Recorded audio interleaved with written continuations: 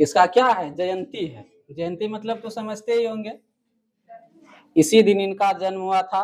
और विशेष कार्यक्रम हम लोग इसलिए मनाते हैं विवेकानंद स्वामी जी की, इन्होंने बहुत सारे अच्छी अच्छी बातें कही है, जिससे कि विद्यार्थी को, स्टूडेंट को अपने जीवन में अच्छा करने के लिए लक्ष्य प्राप्त किए है ना। जैसे उठो जागो तब तक चलो जब तक कि लक्ष्य की प्राप्ति न कर ले।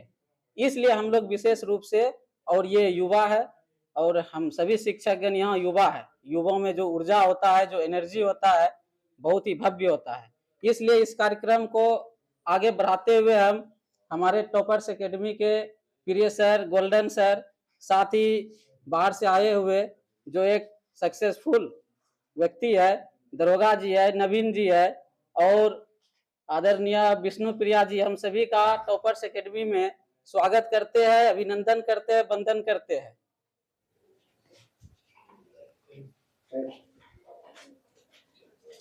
ताली से स्वागत करेंगे सभी का।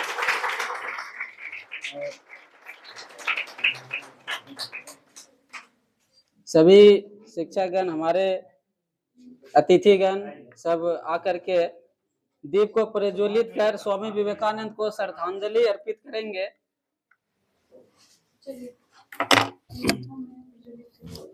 वो कहाँ गया माचिस किधर है? लाओ माचिस।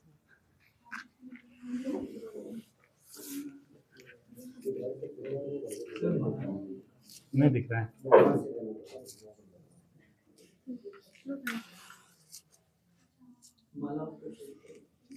कर देते हैं। जन्म जी, आज स्वामी विवेकानंद जी का जन्म दिवस है, राष्ट्रीय युवा दिवस। इसी दिन लो तुम एक ले रहा हो। माला का ध्यान नहीं रहा। नहीं छोड़ो, अब हो गया बस तरह सा। चलिए आइए, थोड़ा सा उधर घूम के रहिए ना। हाँ चलाइए, 5 जला दीजिए। चलो सालिया।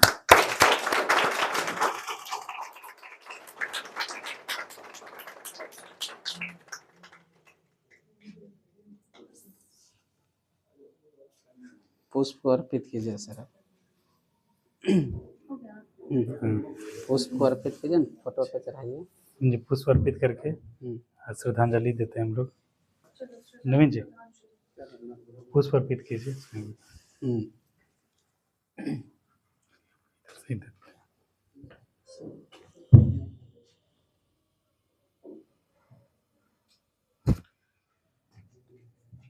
ठीक है।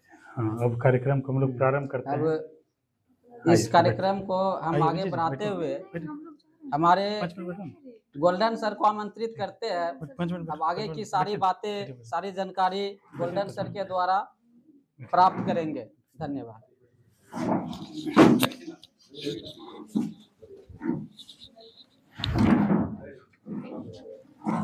सभी युवाओं को, सभी बच्चों को, बैठिए बैठिए प्लीज। सभी युवाओं को, सभी बच्चों को आज 12 जनवरी के राष्ट्रीय युवा दिवस के अवसर पर बहुत बहुत बधाई, बहुत बहुत शुभकामनाएं। जैसा कि सभी जानते हैं, आज पूरा देश भर में वैश्विक स्तर पर भी स्वामी विवेकानंद जी की जयंती मनाई जाती है।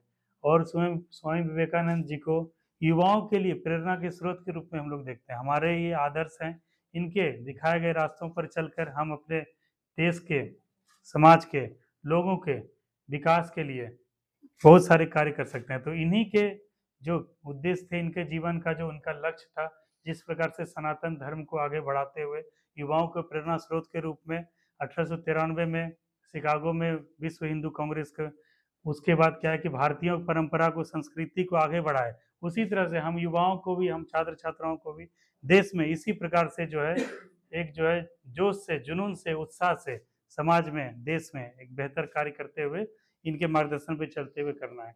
तो इसी कड़ी में आज हम लोग इकट्ठा हुए हैं 12 जनवरी में। और इसी में क्या है कि जो है एक विशेष कार्यक्रम भी आयोजित हम लोग किए हैं। और आज चूंकि 12 जनवरी है, युवाओं के लिए राष्ट्रीय युवा दिवस है, और हमारे साथ कई सारे बच्चे हैं, ग्रामीण पृष्ठभूमि से बच्चे हैं, कई सारे बच्चे हैं। तो आज इनको मार्गदर्शन देने के लिए, इनको क्या है, युवाओं को एक बेहतर कैसे किया जाए, इनके लिए जो है, हाँ ठीक है, इनके लिए जो है आज युवाओं के लिए एक सेमिनार भी रखा गया है। सेमिनार रखने का मुख्य उद्देश्य यह है कि हम लोग जानेंगे कि अभी जो आगामी बिहार पुलिस की वैकेंसी आने वाली, बिहार दरोगा की वैकेंसी आने वाली है, हमारे मित्र हैं जो कि सब इंस्पेक्टर सार्जेंट के रूप में चयनित हैं, और सार्जेंट के रूप में, चूंकि आप लोग को पता नहीं होगा सार्जेंट क्या होता है, दरोगा तो आप लोग जानते होंगे, बिहार पुलिस सब इंस्पेक्टर, और हमारे साथ विष्णु प्रिया भी हैं जो कि पुलिस हेडक्वार्टर में, बिहार पुलिस मुख्यालय में जो है डीआईजी ऑफिस में है, वहीं पे सेवा दे रही हैं पुलिस बिहार दरोगा के रूप में। तो आज जो है इनको थोड़ा समय की बाध्यता है, लड़कियों के रूप में बस 2 मिनट अपनी बातों को रखेंगे, और हमारे जो सार्जेंट हैं वो भी जो है आप लोगों के बीच में बात रखेंगे कि सार्जेंट क्या होता है और दरोगा की तैयारी कैसे करें, आगामी जो है जो बिहार पुलिस है या कोई भी सरकारी नौकरी की कैसी तैयारी करें, सभी बिंदुओं पे आज थोड़ा सा विस्तार से बात करेंगे।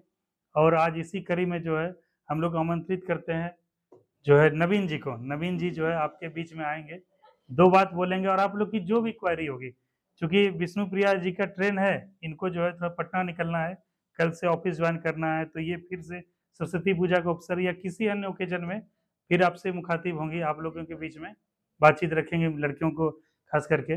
लेकिन अभी क्या है, इनकी ट्रेन है और काफ़ी विलम्ब हो गया कार्यक्रम शुरू करते करते, इसीलिए आज तो अपना नहीं दे पाएंगी, और आपके लिए बस एक शुभकामनाएं हैं, बस यही इनकी तरफ से कि आप लोग अच्छे से करिए। और दो, हाँ, और नवीन जी विस्तार से बात बताएंगे। चलो ठीक है, हम लोग हाँ, इसको इसको कर दे। ट्रेन है, फिर ससुराल भी नहीं।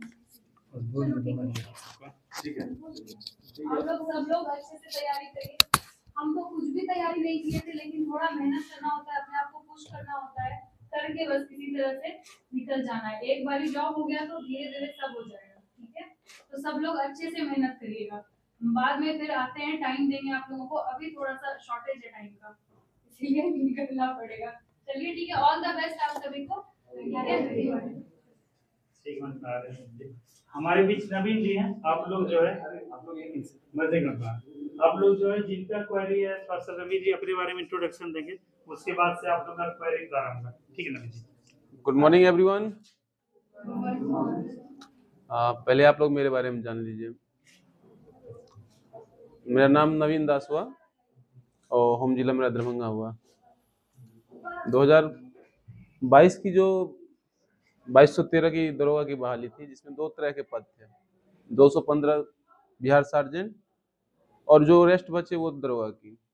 तो आप पहले जान लीजिए। आप लोग सोच रहे होंगे सार्जेंट समझ में नहीं आ रहा होगा, हम भी घर पे बोलते हैं तो किसी को समझ में नहीं आता है सार्जेंट क्या है। सब यही मानते हैं जो डबल स्टार लगे है दरोगा है, और कुछ तो कोई पूछता है नहीं। तो इसी तरह का मान लीजिए दरोगा और सार्जेंट दो एक सिमिलर पद है, हर चीज सेम है इनका, बस वर्क प्लेस और वर्कलोड दोनों का अलग है। दरोगा जो थानों में ड्यूटी करते हैं और जो सार्जेंट पुलिस हेडक्वार्टर में मुख्यालय में ड्यूटी करते हैं, बस इतना ही डिफरेंट है। सार्जेंट 10 से 5 का जॉब है और दरोगा 24 आवर का जॉब है। ऐसा नहीं है जो हमको 24 आवर नहीं करना है, ऐसी परिस्थिति विषम परिस्थितियां पैदा होती है जहां हमको भी 24 घंटा खड़ा होना पड़ता है। तो ये नहीं है जो ये अलग है पुलिस से, हर चीज सेम है। आप बिहार दरोगा के बारे में जानिए। दरोगा थानों के स्तर का एक पद है, खास करके जो पब्लिक कंसर्न, लोगों से जुड़ के जो काम किया जाता है, लोगों के दुख सुख को सुनकर उनका निवारण किया जाता है, चाहे वो मुकदमे के माध्यम से हो, उनमें इन्वेस्टिगेशन करने के बाद हो, या फिर जो भी तौर तरीका अपनाया जाता है, वहाँ उस स्तर से वो काम किया जाता है। अब आप लोगों को हम बताना चाहेंगे, सामने 1806 पदों की बहाली आ रही है, उसमें सार्जेंट का बहाली का अभी कोई क्वेरी नहीं दिया गया है। सार्जेंट एक महीने में दरोगा के बिल्कुल विपरीत है, सब कुछ सेम है और उनसे बेहतर है। बेहतर इसलिए है, आप महिलाओं के लिए 10 से 5 ऑफिस का जॉब करना है, फिर आराम से पुलिस हेडक्वार्टर में ही आपका मकान रहेगा। अच्छा सरकार डेरा दी है, अच्छा सरकार सब कुछ दी है, वहां जाकर आराम करिए, कोई तनाव नहीं लेना है। नहीं रंगदारी करना है तो दरोगा बनिए, लोगों से जुड़िए।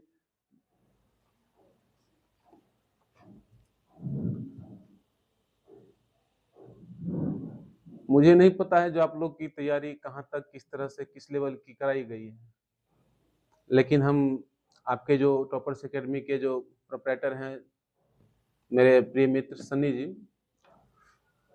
उनसे मेरी बेहतर मुलाकात होती है, तो वो जो भी जानकारी दिए होंगे मुझे लगता है कि आप लोगों को बेहतर पढ़ाई मिला होगा।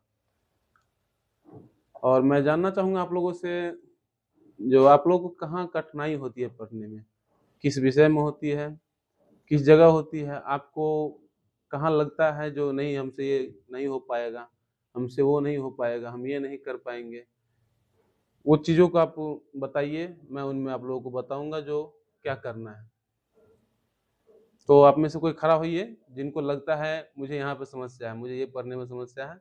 उसके बाद मैं बिहार दरोगा के ही बारे में विशेष बताऊंगा जो उसमें आप लोगों को क्या करना है। चलिए, आप लोग को जो भी क्वेरी है, जो भी डाउट है, कुछ भी आप लोग, इसीलिए ये आज सेशन आप ही को रखा गया है। आप लोग जानते हैं कि बिहार दरोगा का ये जरूरी नहीं है, देखिए सिर्फ बिहार पुलिस ही सोच रहे हैं आप बिहार दरोगा, एक दिमाग लगाइए, ये सोचना है कभी जब तक आप कहा जाता है कहीं जगहों पे लोगों को देखते हुए व्हाट्सएप पे स्टेटस लगाता है, इंस्टाग्राम में स्टेटस लगाता है जो हमारे निगाहें आसमान पे, मत पूछो हम कहाँ हैं, ठीक ना।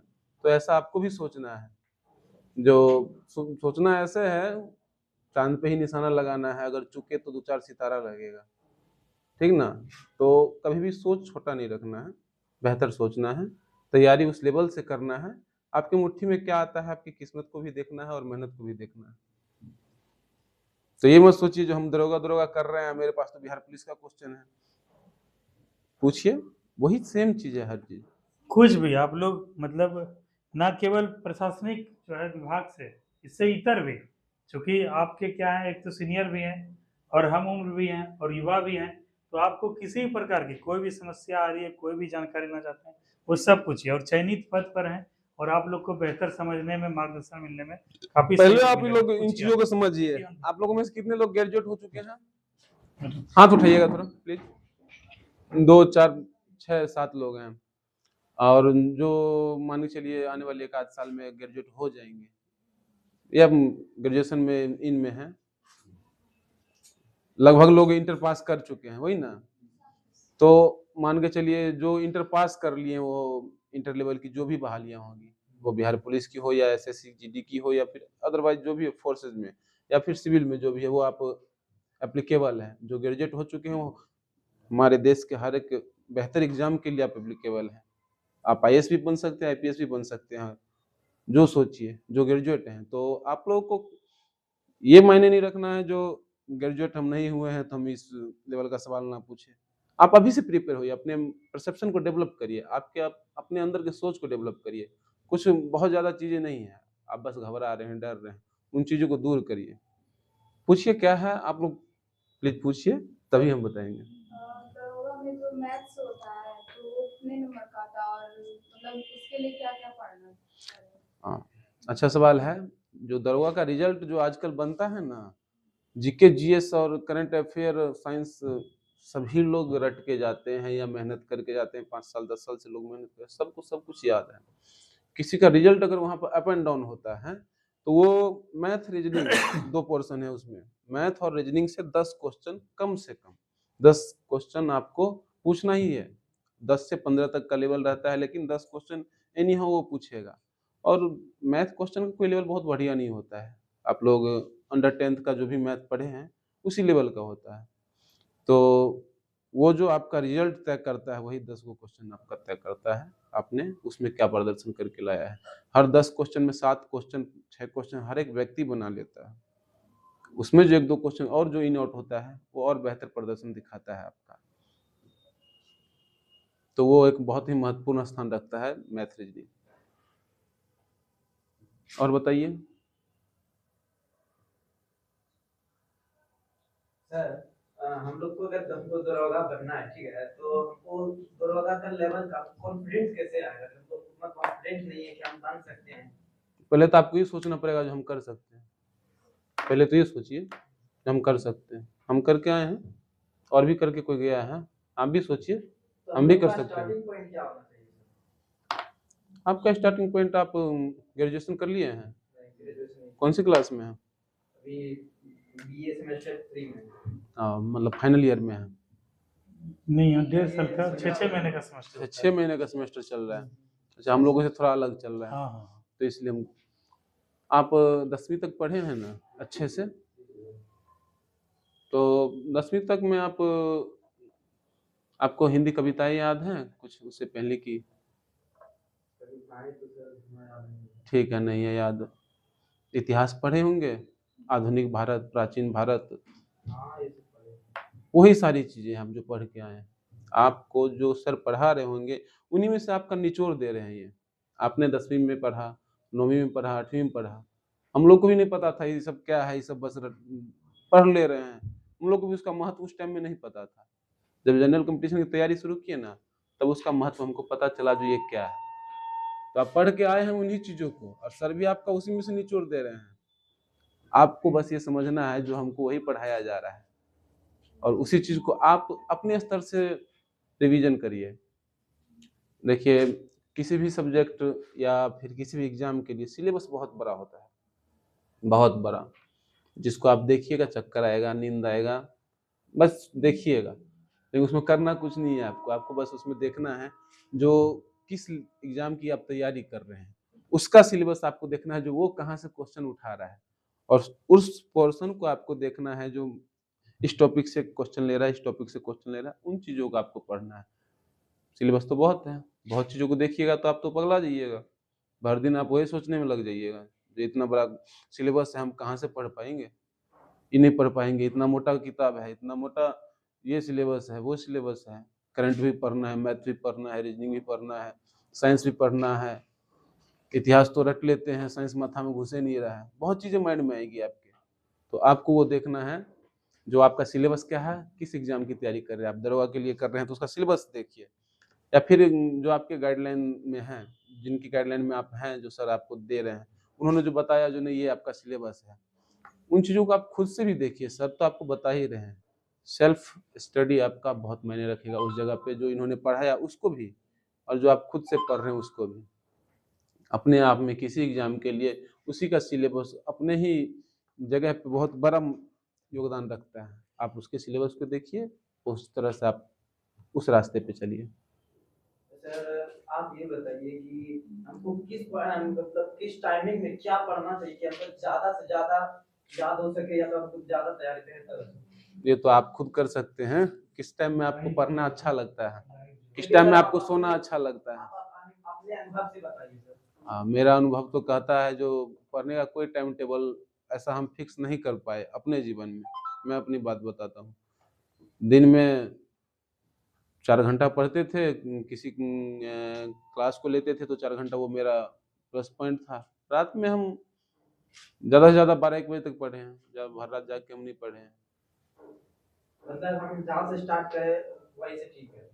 हाँ, आप किस टाइम में अपने आप को प्रिपेयर कर पा रहे हैं। आप सुबह में 4 बजे उठ के पढ़ पा रहे हैं, 3 बजे भोर से आप उठ के पढ़ पा रहे हैं, 8 बजे तक पढ़ते हैं, फिर आपको नींद आ गया, सो लिए, फिर उठे, खा लिए, फिर पढ़ने के लिए बैठ गए। तो एक रेगुलर टाइम टेबल होना चाहिए आपका, जो आज आप सुबह में 3 बजे उठ के किए, कल भी करना पड़ेगा, परसों भी करना पड़ेगा। रेगुलेटी जो आपका सबसे ज़्यादा मायने रखता है। आज 3 बजे भोरे उठ के पढ़ना शुरू किए, 12 बजे दिन तक पढ़े, कल 5 दिन फिर पता नहीं चला जो हमारी पढ़ाई लिखाई कहाँ है। तो वो नहीं, जो आप कर रहे हैं 2 ही घंटा पढ़ रहे हैं, 4 ही घंटा पढ़ रहे हैं, वो आपका रेगुलर होना चाहिए। उस रेगुलेटी को नहीं तोड़ना है आपको, वो आपका रेगुलर होना चाहिए। ठीक है, थैंक यू सर।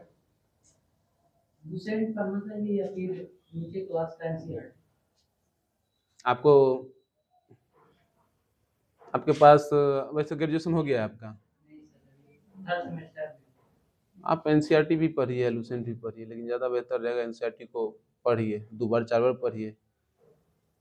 समझ में आता है जो भी पढ़ते हैं, लेकिन अभी उतना अनुभव नहीं हुआ है कि किस प्रकार का क्वेश्चन पूछा जाता है। हाँ, उसके लिए है ना, आप किस चीज़ का एग्जाम देना चाहते हैं शुरुआती दौर में? नहीं तो बिहार पुलिस देते हैं, तो बिहार पुलिस कैसा क्वेश्चन पूछ रहा है ये आपको समझ में नहीं आ रहा है, यही ना? तो बिहार पुलिस का पहले पिछले 5 साल का क्वेश्चन ले लीजिए, जो भी उसने पूछा है, और बारी-बारी से उस क्वेश्चन सेट को आप बनाइए। बनाने से आपको एक बार में नहीं समझ में आएगा क्या पूछा है। 2-3 बार बना लीजिए। 3 बार में भी अगर नहीं समझ में आए तो 2 बार और बनाइए। 5 बार आप क्वेश्चन बैंक को आप बना लीजिए, पिछले 5 वर्ष, विगत 5 वर्षों का। और उसके बाद आपको समझ में आएगा, इसने हिस्ट्री से यहाँ से 10 क्वेश्चन पूछा है। साइंस इसने इस बार बायोलॉजी का क्वेश्चन ज़्यादा लिया है, केमिस्ट्री का कम लिया है, फिजिक्स का ज़्यादा लिया है। और वो उसका रेगुलर वही फंडा है, जो क्वेश्चन सेटर है ना, वो भी वही करता है। जो 5 साल में उसने 5 तरह के क्वेश्चन दिए, क्वेश्चन उन्हीं चैप्टरों से दिए, उसी में से 40% क्वेश्चन को उसने रिमूव कर दिया, तुरंत उसी को फिर रिवाइज में डाल दिया। और सबसे जरूरी इसमें आप देखिएगा, जो 40% क्वेश्चन है या 30% क्वेश्चन वो सबको आते हैं, 40% सब बना लेता है। वो मॉडरेट क्वेश्चन है, सब बना रहा है, सबको आता है, क्योंकि उसने एग्जामिनर उसी क्वेश्चन को फिर से लिया है, वो सबको पता है, सब क्वेश्चन बैंक बना के गए हैं। उसमें देखना आपको ये है, जो खास करके साइंस पोर्शन होता है, 3 सब्जेक्ट हैं साइंस में आपको, केमिस्ट्री, बायोलॉजी और फिजिक्स। उन तीनों में आप देखिएगा, अगर साइंस से 15 क्वेश्चन पूछे जा रहे हैं या 10 क्वेश्चन पूछे जा रहे हैं, उन 10 क्वेश्चन में देखिएगा किसी वर्ष बायोलॉजी से ज़्यादा क्वेश्चन है, केमिस्ट्री से बिल्कुल नहीं है, फिजिक्स से है। फिर अगले वर्ष बायोलॉजी से कम है, फिजिक्स से ज़्यादा है, केमिस्ट्री से कम है।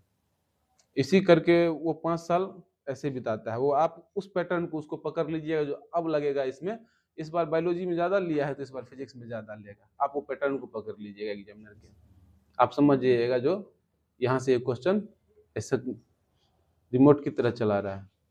हिस्ट्री में भी वही है, पॉलिटी सबसे अच्छा सब्जेक्ट आपको सर क्लास में पढ़ा देंगे तो आपको याद हो जाता होगा। पॉलिटी इतना इंटरेस्टेड सब्जेक्ट है आप लोगों के लिए, हम लोग भी पढ़े, हमको बहुत मजा आता था।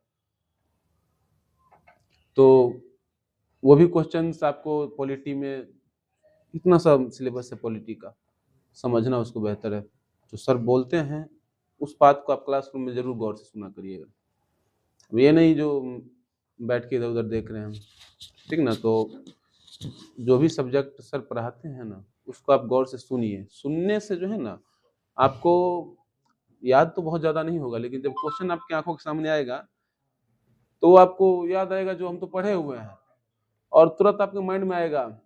नहीं भी सही जवाब अगर समझ में आ रहा है आपको, तो एक आपको उस टाइम में सारे क्वेश्चन आपको बनने के बाद आप उसको अलग करके रखिएगा। दो आपके पास एक्सेप्शन में है, ए ले कि बी ले, और आप पढ़े हुए हैं, आपको नज़र के सामने से वो क्वेश्चन गया है, तो वो समझिए आप बना लीजिएगा। तो सर जैसे एग्जाम दिए थे इस बार गया, तो मेरा घबराहट से जैसे कि फॉर्म भरते हैं ना, ऐसे ऐसे करके हम आपने प्रैक्टिस नहीं किया, क्वेश्चन बैंक नहीं, प्रैक्टिस एक महीना किया, कुछ नहीं किया आपने। 5 आदमी बैठ के एक जगह, जैसे क्लास में आते हैं, 2 घंटे का सेशन है या 3 घंटे का सेशन है, सेशन खत्म हो गया, लंच करिए, लंच के बाद 1 घंटे का सेशन रखिए आप अपने लिए। 1 घंटे का सेशन इसी जगह पे, घर पे अगर 5 लोग एक साथ नहीं हो पाते हैं तो इसी जगह पे आप 1 घंटे का सेशन रखिए।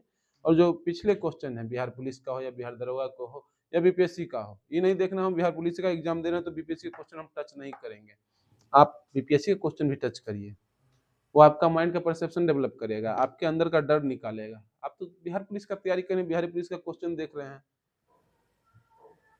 वो नहीं करना है। आप बीपीएससी का क्वेश्चन भी टच करिए, वो आपके अंदर के मजबूती को बढ़ाएगा। और जितना ज़्यादा आप क्वेश्चन बैंक बनाइएगा, जितने पिछले क्वेश्चंस को आप बनाइएगा, जितना सेट बनाइएगा, वो आपके अंदर एक कॉन्फिडेंस पैदा करेगा। और रीचेक करना है, मतलब 5 लोग हैं, 5 लोगों ने बनाया, और आप आपस में ही पास कर लीजिए उस ओएमआर शीट को, एक आदमी आंसर बोल देगा, चेक हो जाएगा। घबराना नहीं है। 50 मान के लिए 100 में आपने 17 ही बनाया, 20 ही बनाया, 30 ही बनाया, 50 ही बनाया, जरूरी है आपको 90 का और आपको आ रहे हैं 55 मार्क ही, वो सब आपको घबराना नहीं है। बस पढ़ना है और आपको सेट भी मारना है। सेट मारने से आपके अंदर एक कॉन्फिडेंस पैदा होगा, जो वो आपके अंदर का डर को निकालेगा। और बिहार पुलिस ही नहीं, दरोगा भी, बीपीएससी भी, सारे क्वेश्चंस को आप टच करिए, वही आपका डर निकालेगा। और किन्हीं का सवाल? सर जैसे कि हमको 0 लेवल से तैयारी करना है सर, तो क्या सर जैसे कोई भी एकदम से दरोगा मान लेते हैं, क्या दरोगा का पहले हमको सिलेबस पढ़ना चाहिए या फिर हमको उसका क्वेश्चन बैंक पढ़ना चाहिए? सबसे बेस्ट कौन सा रहेगा सर? हमको 0 लेवल से तैयारी करना है। आपको 0 लेवल से तैयारी करना है, आपको कुछ पता नहीं है, बिल्कुल नहीं। आप एक बार सिलेबस देख लीजिए और उसके बाद क्वेश्चन बैंक देखिए, जो सिलेबस के अकॉर्डिंग क्वेश्चन बैंक में सवाल है कि नहीं। ठीक, तो सबसे पहले सिलेबस में चेक कर लेंगे सिलेबस क्या है इसका, वो देखना ही देखना है। और उसके बाद क्वेश्चन बैंक आप बनाइए, उसको बनाइएगा तभी आप समझ पाइएगा ये क्वेश्चन इस सब्जेक्ट से पूछा गया है, क्योंकि ऐसे कुछ क्वेश्चन होते हैं जो करंट भी होते हैं और हिस्ट्री भी होते हैं। ठीक ना। और बिहार दरोगा के लिए करंट का जो लेवल है ना 20 से 25 क्वेश्चन का लेवल रहता है। पहले शुरुआती में 30 से 35 था, धीरे धीरे उसको डाउन किया है। और हो सके उसका पैटर्न ही हो, कभी 20 देना है, कभी 30 देना है, तो इस तरह से वो चलता है। और किन्हीं का बोलिए, आप लोग पूछिए, तैयारी कर रहे हैं। और ये मत सोचिए जो 1806 पद है हमारा कुछ तैयारी नहीं है, हमारा एग्जाम में नहीं निकलेगा। आप लोग का 38% है, 35% अलग आरक्षण है, 3% ओबीसी आरक्षण है, 38% का आरक्षण है। थोड़ा सा आप लोग मेहनत कर दीजिएगा, 50 ने 55 ने 60 क्वेश्चन आपने बना के आ गए, रिजल्ट आपका तय है। और 100 में 60 क्वेश्चन बनाना कोनो बहुत बड़ी बात नहीं है आप लोगों के लिए। बस थोड़ा सा आपको खुद को पिंच करना है, खुद पे थोड़ा सा काम करना है। जहाँ घबराहट है, जहाँ भी कमी है, उन चीजों को बोलिए, उन चीजों को आपको मूव किया जाएगा। बताइए, किन्हीं का कोई सवाल नहीं है आप में से?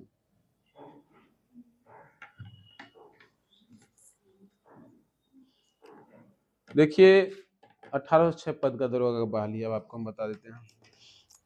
तो इसमें 7 लोग लगभग ग्रेजुएट हैं और एज भी उन लोगों का हमको लगता है जो एलिजिबल है 21 वर्ष हो चुका है।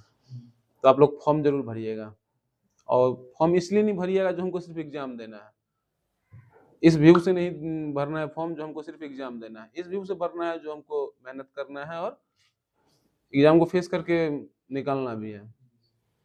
और बहुत मुश्किल एग्जाम नहीं है, क्योंकि देश के बहुत बड़े एग्जाम यूपीएससी कंडक्ट होती है, उसमें भी 10 लाख लोग बच्चे जो हैं पार्टिसिपेट करते हैं और किसी 1000 का सिलेक्शन होता है।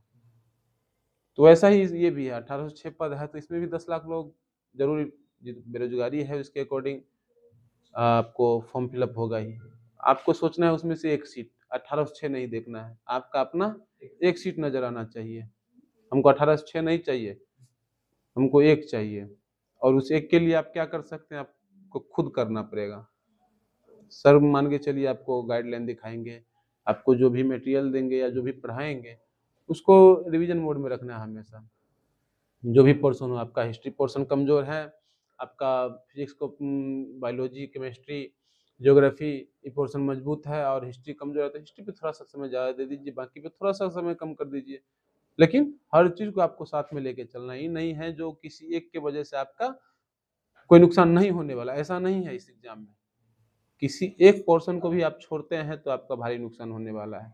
और अभी आप लोग बिल्कुल करंट है, बहुत गैप नहीं आप लोगों के एजुकेशन सिस्टम में, एजुकेशन में, जो आप लोग तुरंत मैट्रिक किए, इंटर किए, ग्रेजुएशन, कहीं गैप नहीं है। तो ये बहुत अच्छा एज होता है पढ़ाई लिखाई के लिए, जो आप में कहीं गैप नहीं हुआ, आप कहीं भटके नहीं और रेगुलर लगे हुए हैं। तो जो पीछे आप पढ़े हैं, जब आप कहीं बड़े एग्जाम में बैठिएगा ना तो कुछ क्वेश्चंस ऐसे लगेंगे ना जो आपको लगेगा हम 5वीं क्लास में पढ़े थे ये चीज़। अगर कुछ याद रहेगा तो आपको ख्याल आएगा जो 5वीं में पढ़े थे अभी ये काम आ गया। तो कभी का पढ़ाई कभी आपको काम आ जाएगा। और बड़े एग्जाम में जाएगा तो ऐसे वगैरह सब होता है जो 5वीं 6वीं में 7वीं में पढ़ते होइएगा, लिखते होइएगा, ऐसे वो सब चीज़ें भी बड़े एग्जामों में पूछा जाता है। तो उन सब चीज़ों पे ये मत सोचिए जो हम ही पढ़ लिए और काम नहीं आ रहा है। आपका जो भी आप पढ़ रहे हैं कहीं ना कहीं आपको काम आएगा। खास करके बिहार दरोगा का सिलेबस आप देखिएगा तो हम 5 एग्जाम बिहार दरोगा के दिए हैं, 1717, 2446, 2213, इन्फोर्समेंट, एक्साइज, सब में पीटी मेंस निकाले हैं। लेकिन फाइनल मेरा मेरिट कब बना, 2213। पिछले 4 एग्जामों का प्रेशर अगर हम रखते तो 5वां भी हम फेस नहीं कर पाते। और आप लोगों के पास ऐसा कुछ नहीं है, बिल्कुल फ्रेश है जो है। और हमारे आपके जो सर हैं इन्होंने भी उन सभी एग्जामों को फेस किया है, हर जगह इनका भी पीटी मेंस हुआ है। तो इनसे बेहतर हमको नहीं लगता आपको गाइडलाइन कोई दे सकता है, क्योंकि इनको पता है जो बोर्ड कहाँ से पूछ रही है क्वेश्चन, कौन से क्वेश्चन को कब मूव कर रही है, कब कौन से पोर्शन को पकड़ रही है। और ऐसा कोई पोर्शन नहीं है आपको लगभग जो कहीं आपको छोड़ने लायक है, खास करके करंट पोर्शन के लिए एक चीज आप ध्यान रखिए, आप लोग के घर में अखबार पेपर आता है, कौन सा, हिंदी की इंग्लिश, कौन सा, हिंदुस्तान जागरण, कुछ तो आता होगा, दैनिक जागरण, ठीक है, कोई भी पेपर आता है हिंदी पेपर का, फर्स्ट और सेकंड पेज राष्ट्रीय और अंतर्राष्ट्रीय घटनाक्रम, ठीक, और जो सबसे पीछे का राष्ट्रीय अंतर्राष्ट्रीय घटनाक्रम होता है ना, रोज उन चीजों को पढ़ लीजिएगा, और कुछ चीजें उसमें होती है जो आप उसको अंडरलाइन करके पढ़िएगा, वो आपको ज्यादा याद आएगी, या फिर हो सकता है आप उसको कॉपी पे नोट भी कर सकते हैं, आप अपना एक करंट का अलग से नोट भी बना सकते हैं सिर्फ अखबार से, उसके साथ आपका करंट भी तैयार होता जाएगा जो सर देते हैं, बाकी जो भी मार्केट में मैगजीन्स वगैरह हैं उससे भी आपका करंट तैयार होगा, क्योंकि 30 क्वेश्चन करंट से रहता है। उसके बाद आप लोग मैगजीन पढ़ते हैं, कोई मैगजीन नहीं पढ़ते हैं, एक मैगजीन आती है, हम जो पढ़े थे वो आपको हम बता रहे हैं, प्रतियोगिता दर्पण, ठीक ना, पीटी जिसको हम लोग कहते हैं। तो प्रतियोगिता दर्पण में एक खास बात मुझे कभी नजर आई थी, जो हमारे इर्द गिर्द के स्टेट के जो बड़े एग्जाम होते हैं या छोटे एग्जाम होते हैं उसका वो क्वेश्चन उसमें देता है, और हमारे स्टेट में भी जो एग्जाम होता है ना कहीं उन एग्जाम में से एक दो क्वेश्चन को उठा लिया जाता है, तो वो पोर्शन वहाँ से आपको 2-4 क्वेश्चन जो फालतू होते हैं ऐसे जो किसी को समझ में नहीं आ रहे हैं, कोई वहाँ पे लूज कर रहा है, तो वो मदद मिल जाता है।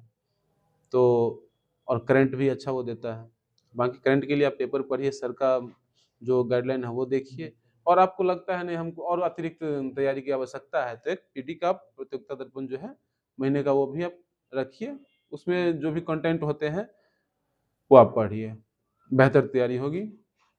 बाकी हिस्ट्री बहुत बृहत सब्जेक्ट है, उसका बहुत ही बड़ा सिलेबस है, हर चीज़ें याद नहीं रखी जा सकती है, तो जो मूल चीज़ें होती हैं जो सर आप लोगों को देते होंगे, जो आपके योग्य है, आपके ज़रूरत की चीज़ें हैं, उन चीज़ों को दिया जाता होगा, तो उनको रट्टा आप लोग तो रटते हैं नहीं ना, रटना है उसको बार बार बस पढ़ना है, जितनी बार आप पढ़िएगा, जितनी बार पेज उल्टा दीजिएगा वो आपके माइंड पे अटक जाएगा, बार बार पढ़ना है, रिवीजन मोड में उसको रखना है हमेशा। एक सब्जेक्ट और है आपका ज्योग्राफी, बहुत प्यारा सब्जेक्ट है, पढ़ने में अच्छा भी लगता है, ज्योग्राफी से भी लगभग 15 क्वेश्चन रहते हैं, तो 15 क्वेश्चन आप ज्योग्राफी का, सर मैप का बहुत अच्छा पढ़ाते हैं, मैप सर का बहुत अच्छा है, वो मैप से आपको अगर समझ गए आप लोग मैप तो आपको ज्योग्राफी समझ में आ जाएगा, तो ज्योग्राफी के लिए आप उस चीज़ को देखिएगा। और पॉलिटी तो कहने का बात नहीं है, बहुत ही प्यारा सब्जेक्ट है, आप सुन के भी याद रख सकते हैं उन चीज़ों को।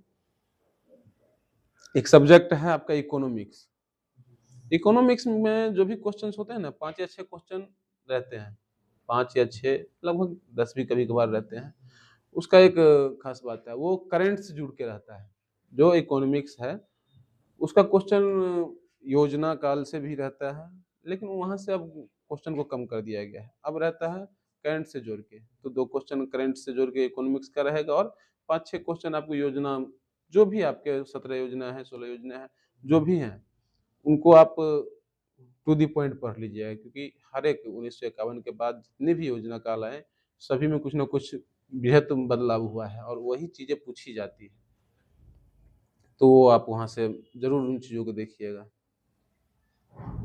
और आपका सवाल एक था मैथ, बहुत ही अच्छा पोर्शन है, उसको आप छोड़िएगा कभी मत, कि बिहार दरोगा में अगर रिजल्ट बनाना है तो वो 10 क्वेश्चन आपका रामबाण है, वो 10 क्वेश्चन आप मैथ नहीं देखते हैं तो वहाँ आपको कमी महसूस होगा जो कुछ गलत हुआ, इसलिए आप 10 क्वेश्चन वो मैथ के लिए मेहनत करना पड़ेगा आपको, जो भी गाइडलाइन मिले उनके अकॉर्डिंग, क्योंकि बहुत ज़्यादा नहीं, 5 गो 6 गो चैप्टर से बस पूछा जाता है, उसमें वो सिलेबस में ही रखा है 5-6 चैप्टर है, और 5-6 चैप्टर बहुत बड़ी बात नहीं आप लोगों की तैयारी के लिए, बस उसको आप तैयार कर लीजिएगा। आपके बच्चे कुछ सवाल नहीं कर रहे, कुछ नहीं। तुम लोग रवि पूछेगा कुछ सर कुछ। और किन्हीं के पास कोई सवाल है? Okay, thank you. चलिए आज का सेशन था, यहाँ पर हम लोग लाइव पे थोड़ा सा जुड़े और हमारे जो भी सार्जेंट आए थे उनके माध्यम से समझने का प्रयास किया कि किस प्रकार से दरोगा बनने की इसकी तैयारी करें। आप लोगों को कोई क्वेरी हो तो आप लोग मैसेज कर सकते हैं और ये बच्चे से मैं जो सर देखिए, आरक्षण हम आपको बता दिए शुरू में, लड़कियों के लिए अगर पुलिस की नौकरी, वैसे नौकरी सारी अच्छी होती है, अगर आप बेहतर काम कर रहे हैं हर क्षेत्र में बेहतर कर सकते हैं। जरूरी नहीं है महिलाओं के लिए कोई एक पार्टिकुलर चीजें रखी गई हैं जो नहीं महिला टीचर ही बनेगी कि डॉक्टर ही बनेगी, पुलिस में नहीं जाएगी कि आर्मी में नहीं जाएगी, ऐसा कुछ नहीं, कोई क्राइटेरिया नहीं रखा गया। ठीक ना, सारे क्राइटेरिया सारे बांधों को हटा दिया गया है। आप हर काम में हर क्षेत्र में बेहतर कर सकते हैं। रही बात दरोगा की, तो दरोगा वर्दी यूनिफॉर्म की नौकरी बिहार के लिए एक सार्जेंट का पोस्ट जब है महिलाओं के लिए, हम इसलिए कहें ज्यादा बेहतर क्योंकि आपको जब भी रखा जाएगा तो पुलिस मुख्यालय या किसी जिला मुख्यालय में रहिएगा, क्योंकि लिविंग स्टैंडर्ड उसका बहुत बेहतर है। आप रहिएगा तो जिले में रहिएगा, शहरों में रहिएगा। और थानों का होता है, थाना आपको देखिए सबौर में भी थाना है और घोघा में भी थाना है। जो सबौर थाना के पदाधिकारी जीवन जी रहे होंगे खान पियन या फिर रहन सहन में, वो घोघा के जी रहे होंगे नहीं ना, वो तो देहात हो गया, उतना शहरीकृत नहीं है, ये शहरीकृत है। तो इस तरह का स्टैंडर्ड थोड़ा सा आपको उसमें देखने को मिलेगा। और थोड़ा सा दरोगा का नौकरी 24 आवर कभी भी आपको खोजा जा सकता है, लेकिन ऐसा नहीं है। आप जब धरातल पर जाइएगा ना नौकरी होने के बाद, तो आपको एक रिलैक्स फील कराया जाएगा। आप महिला हैं, रात को आपको लेट नाइट ड्यूटी नहीं दिया जाएगा, होता है ऐसा, आपको ऐसा हेल्प मिलता है। लेकिन अब पहले की तरह नहीं रही, पुलिसिंग अब बहुत स्टैंडर्ड हो गई और महिलाएं बहुत बढ़ चढ़ के भाग ली हैं पुलिसिंग में और हर जगह बेहतर प्रदर्शन कर रही है।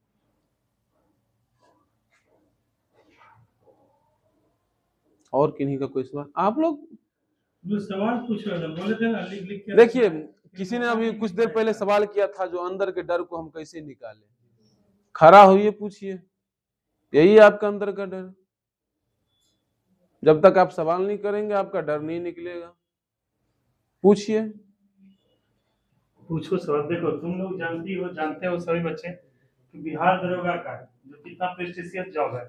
तुम लोग को क्या है, लॉ और ऐसे आप लोग मतलब अभी आप लोग इतना घबरा रहे हैं, मान के चलिए फिर दरोगा बनिएगा तो अपराधी तो भाग जाएगा आपके हाथों से, भाग जाएगा अपराधी तो भाग जाएगा आपके हाथों से। देखो, तुम लोग जानते हो पुलिस विभाग का कितना बेस्ट डिपार्टमेंट होता है। उस सारे अपने क्रियाकलाप को छोड़ के तुम्हारे बीच हमारे दरोगा सार्जेंट आए हुए हैं। तुम लोग को क्यों आए बताओ, ताकि तुम लोग जो उनसे पूछ सको कि सर कैसा विभाग होता है, कैसे नौकरी लिए, कैसे तैयारी किए, हमें कैसे करना है। सार्जेंट पूछ रहा था, अच्छा सवाल पूछा, लेकिन हर एक व्यक्ति का अलग होता है। कोई सवेरे जगता है, कोई लेट से जगता है, कोई रात। देखिए, सबके मन में बहुत सारे सवाल हैं, बहुत सारे सवाल है सबके मन में, बस ना उठ के खड़ा हो पा रहे हैं ना पूछ पा रहे हैं, मन से निकल ही नहीं रहा बात। हमना तुम नेहा पूछो। साइमा, ये लड़की काफी मेहनती है, ये लड़की और ग्रेजुएट भी हो गई है, साइमा है। और इसको हम बोलते हैं, तुम जिस अल्पसंख्यक समाज से आते हो वहाँ देखते हो समाज में शिक्षा का स्तर कितना कम है, और तुम अगर सिलेक्ट होती हो, दरोगा बनती हो, तुम्हारे समाज में कितना पूरा गांव जो है ना पढ़ाई पे जोर दे देगा, पूरा गांव पढ़ाई पे जोर दे देगा। लेकिन सिलेक्शन होने के लिए क्या चाहिए? सटीक मार्गदर्शन। क्या चाहिए? सटीक मार्गदर्शन। और मार्गदर्शन देने के लिए हम भी हैं और तुम्हारे साथ जो चयनित हो गए हैं वो भी हैं। इसलिए तुम लोग उनसे पूछोगे सर क्या करें, कैसे कहाँ कहाँ आप लोगों को लग रहा है, आप अपने समझ से ये बोलिए जो आपको कहाँ बाधाएं लग रही है, कहाँ तकलीफें लग रही हैं जो हम उसको फेस नहीं कर पाएंगे। आपके मन में ऐसा सवाल आ रहा होगा, ये चीज हम नहीं कर पाएंगे।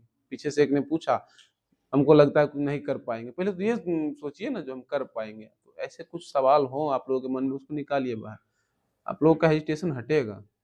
सर जैसे कि कभी-कभी हम लोग जब तैयारी करने बैठते हैं, मतलब तैयारी करना स्टार्ट करते हैं, तो सर वहाँ सर के द्वारा हम लोग को बताया जाता है, बहुत ज्यादा हम लोग क्या होता है जिस टाइम बताया जाता है इसके बाद केस में ये होगा, मान सम्मान सब मिलेगा, हम लोग तो सर उस टाइम में मोटिवेट हो जाते हैं, तैयारी भी करते हैं, लेकिन सर कुछ दिनों के बाद सर धीरे-धीरे वो खत्म हो जाता है, तो फिर से वही स्टार्ट हो जाता है, जैसे कि आए क्लास नहीं आए, अपना ध्यान भटका देते हैं आप, और कुछ नहीं। सर सबसे बड़ी समस्या है हम लोग के पीछे। सर इसके बारे में बताएं हम लोग को, आप खुद डिसाइड नहीं कर पा रहे हैं अपने आप में जो हमको करना क्या है, और कोई बाधा नहीं है इसमें। आप भटक रहे हैं, इसका मतलब है जो आपको या तो लग रहा है मेरे पास बहुत ज़्यादा समय है, मेरा कम एज है, अभी तो ग्रेजुएट हो ही हैं, ग्रेजुएशन नहीं हुआ है। इस तरह की बातें आपके मन में बहुत सारी आ रही हैं। समय है मेरे पास, हम कर सकते हैं 2 साल और मेहनत, अभी जो अच्छा परफॉर्म यहाँ तैयारी किए हैं तो परफॉर्मेंस मेरा बहुत अच्छा है। अरे वाह! बहुत अच्छा तैयारी हमारा हो गया है, अब कुछ दिन ब्रेक लगाते हैं, मेरे से आगे थोड़े कोई बढ़ेगा। यही सोचते हैं और कुछ नहीं है, ये सब सोचना ही नहीं है। आप जैसे बहुत भूख बैठे हैं, जो दिन-रात लगते हैं, आप तो 2 घंटा करते हैं, कोई 20 घंटा पढ़ता है, ये सोचिए। और सर हम लोग जैसे गाँव आप में ये सोचिए सबसे पहले, जो आप यहाँ 4 घंटा मात्र मेहनत कर रहे हैं, कोई पटना में बैठ के घर-द्वार छोड़ के 10 साल से लगा हुआ है, कोई 5 साल से लगा हुआ है। ऐसा नहीं है वहाँ बैठ के वो सिर्फ घूम रहा है, टहल रहा है, पढ़ रहा है। साथ ही साथ जो इस बार डिस्क्वालीफाई हुआ या तो मेरिट में वो 10,000 लोग ऐसे बैठे हैं हाँ, जिनको प्रीलिम्स तो निकलना तय है, वो बिना पढ़े प्रीलिम्स निकालेंगे। कहेगा मेरा मेंस भी निकलेगा, वो तो मेरिट से छट के आया है। ये नहीं बैठे-बैठे निकाल रहा है, पढ़ रहा है। तो आपको उनको फेस करना है। ये जब माइंड में आपको आ जाएगा ना, तो नहीं है, मेरे जैसे लाखों लोग हैं जो मुझसे बेहतर प्रदर्शन कर रहे हैं और मुझसे बेहतर तैयारी कर रहे हैं। उनके बीच से मुझे निकलना है, उनको फेस करते हुए आगे बढ़ना है, तब आप कर पाइएगा। तब आपके मन में ये सवाल नहीं आएगा जो मेरा तैयारी बहुत ज़्यादा अच्छा हो गया है। आप सुपौल में बैठ के ही सोच रहे हैं, कोई पटना में बैठ के भी नहीं सोच रहा है, कोई दिल्ली में बैठ के भी नहीं यही सोच रहा है। तो इस चीज़ को निकालिए अपने मन से। आप इन चीज़ों को सोचना बंद करिए जो हम बहुत बेहतर प्रदर्शन कर रहे हैं। आप हमेशा ये सोचिए हम कुछ भी नहीं है अभी। कितना ही बेहतर तैयारी हो जाए, आपको लगे 100 में से 99 मार दिए तो ये कैसे बच गया? क्या कमी रह गया? ये सोचना है। अपने आप वो सवाल सब आपके हट जाएंगे। और ऐसे तरह के तो सभी के मन में आ रहे होंगे। और देखो 10 मिनट है तुम लोग सब सोच रहा होगा जो मेरा हिस्ट्री बहुत अच्छा है। फिर आप ब्रेक देंगे, फिर जो इनको भी डिपार्टमेंट जाना है, इनका विभागीय क्रियाकलाप है, इनको भी जाना है। इसे 10 मिनट का समय है, तो लोग बस जो पूछना है पूछो, पुलिस जाना है, इनको मुख्यालय जिला जाना है। ठीक है, पूछो फिर। हाँ पूछिए। पूछो मिथुन, तुम लोग पूछो।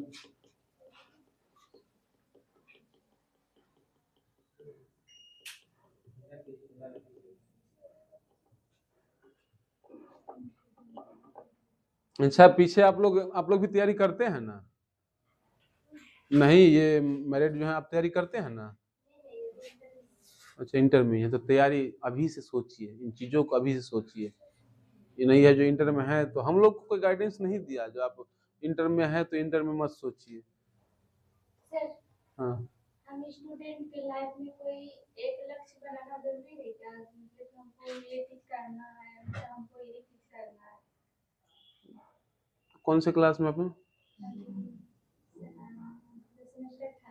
ग्रेजुएशन कर रहे हैं ना? अभी आप डिसाइड नहीं ले पाइएगा तो कब ले पाइएगा? 10वां